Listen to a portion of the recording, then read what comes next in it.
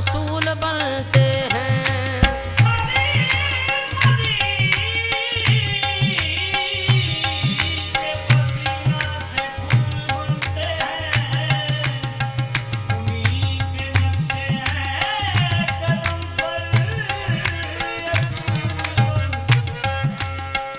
उनके बाप और दादा की मंज़िलत ना पूछ के जिनके बच्चों की सवारी रसूल बनते हैं।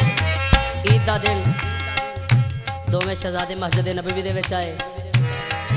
आके आंदे ने नाना जान कपड़े ते साडी मां ने सानू जन्नत दे विचों मंगवा दिते ने ते सवारी दा इंतजाम तुसां करना है।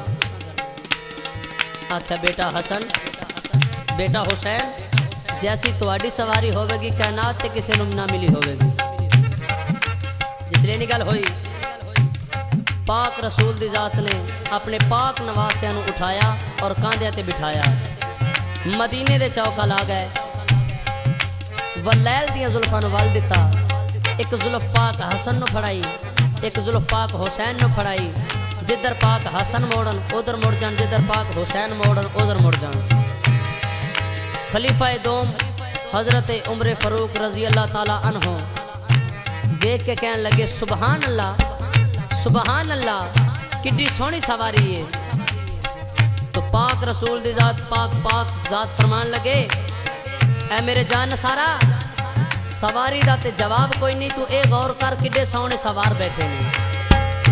ते मदीने दे चौक दे विच मदीने दे लोगां नूं इकट्ठियां करके खलीफा दोम हजरत उमर फारूक रजी अल्लाह ताला अन्हो दी जात फरमान लगे हद मुक गई बुलंदियां दी हद मुक गई सैयदा ते। हद मुक गई बुलंदियां दी हद मुक गई सैयदा ते। हद मुक गई बुलंदियां दी हद मुक गई सैयदा ते। हद मुक गई बुलंदियां दी हद मुक गई सैयदा ते। दो आलम पे झुक देने, दो आलम पे झुक देने हसनैन दियां कदमां ते बुलंदियां दी हद मुक गई, बुलंदियां दी हद मुक गई सैयदा